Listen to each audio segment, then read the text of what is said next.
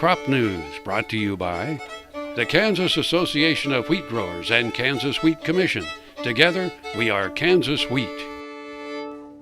Good morning and welcome back to the show. We're at the 2013 No-Till on the Plains in Salina, Kansas at the Bicentennial Center. So this is a nice place. It is. Wonderful place. Weather's not nice, but... Well, it's nice in here. It's nice in here.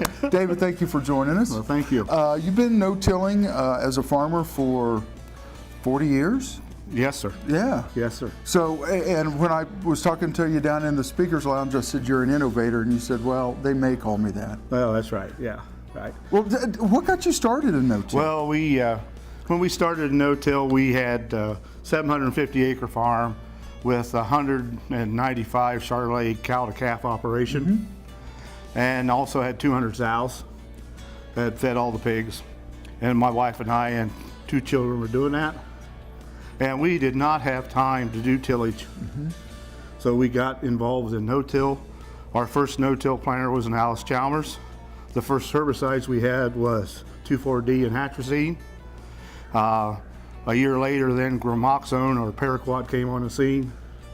Then about 6 years later, John Deere came with their 7,000 planter. We owned one of them. Then about 5 years later, International came without a fluted coulter, and we tried that for a while. And we've had numerous field days every year to encourage our local producers to do a much better job. Now, cover crops, what do you plan as far as cover crops go? Well, right now we're planting 8-way species, 10-way species, and also precisionally planting peas and radishes with a precision planter. We started 9 years ago with precision planting peas and radishes because I like things to be organized. I don't like chaos. Right. We bought this white planter. And I think you can do it with any color, it doesn't really matter. But when I went to the other colored companies, they laughed at me and says, our planters only plant corn or beans. We can't plant cover crops, we can't plant wheat. And I went to my white dealership and he says, we don't know anything about it, David, but we'll make it work. And I thought, well, you know, this guy's interested. And it worked out. And now we plant corn, soybeans, cover crop, and wheat. We farm about 1,500 acres. Presently, our planter plants about 6,000 acres a year. When you say white dealer, yes. So give me the name because Well, it's Mere Equipment out of Jeffersonville, Ohio. They're about 125 miles southwest of us. They treat us like we have a full gamut of equipment, and I appreciate that. And all we have is a gleaner combine and a white planter. But this individual in his operation knows the people. And if we have a neighbor that's down there after something, he'll actually call me and say, David, is there something you need today? Right. Or, David, I'm coming up to sell somebody a 4-wheel drive tractor. Do you need any parts? And that's worth a lot. Sure. I mean, he treats you like he's part of the family. Right. And that's why we have a white planter. There you go. I mean, I wouldn't care if it had square wheels if somebody wanted to work on it. You know? Right. Right. Hey, as long as it moved forward, right? Yeah. And we became quite well with the peas and radishes. With the peas and radishes precisionally planted, we were able to retain enough nutrients that we could lower our fertilizer bill to 0. Right now, presently, we have about 300 acres of precision planted peas and radishes that get no row fertilizer or get any nitrogen and still producing 200 bushel corn. Wow, that's fantastic. David, we need to take a break, but when we come back, I'd like to talk about soil erosion and how it pertains to your farm. Okay, thank you. All right, you're watching Ag AM in Kansas, and we're at the Bicentennial Center at the No-Till on the Plains Conference. We'll see you in just a minute.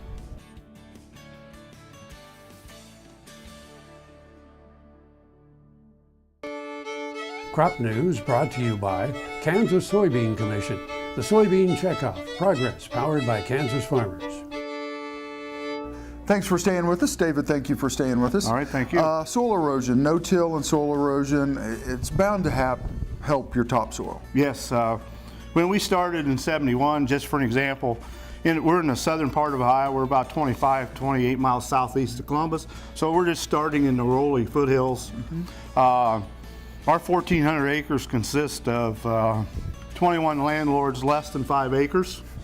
The balance of the landlords, the biggest field's 40. When we started no-till, or just before we started no-tilling in 71, our soils were losing 35 tons of soil per acre because of conventional tillage. Today, I would like to brag, we now lose less than 100 pounds per acre off our 1,400 acres because of the covers and the no-till situation. Well, what does that mean for your business? I mean, ground level, what's that mean for your business? Well, ground level, what it means for my business is that we're not losing nutrients, so we don't have to replace them as quick. We are able to increase organic matters at a pretty good rate. And as we increase organic matters, we increase water holding capacity of our soils. Someone's watching the show this morning and goes, God, I'd love to start no-till, but there's a cost involved, and it's a system that you've got to put in place, and it's a long, drawn-out process. Is that right or wrong? Well, I think that's wrong. I think personally, most people now, when you buy a piece of equipment, it's capable of doing reduced tillage or no-till. I mean, they're not now building conventional planters; they're building planters heavy enough to do no-till. The biggest fault, or the biggest thing I see that people have trouble with, is the mindset. It's whatever's between your ears that doesn't seem to like it. Right. You have to think outside the box. And I think the easiest thing to do to someone that wants to try to learn to use covers is to introduce rye with some radishes after corn harvest. We can plant rye clear up till Thanksgiving. It may not look very good going into winter, but when the snow melts, it'll be 3 or 4 inches tall. With the rye, we can suppress the weeds. We can eliminate sudden death syndrome. We lower the cyst nematode for soybeans, and we increase the yield by 3%. Well, I know there's guys out there who are watching the show this morning who've got those big, nice tractors in their barns, and they're just chomping at the bit to get out there and turn the ground up, right? So, I mean, again, you're saying it's an opportunity to hold back on some of the fuel costs, right? Not tearing up your equipment and saving the soil. Right. On our farm, our 1,400 acres, we burn 2.4 gallon of diesel fuel from the start of the spring till we put things away in the fall after harvest. 2.4 gallons of diesel fuel. Wow. Plants our crops, right, and harvests our crops. Right.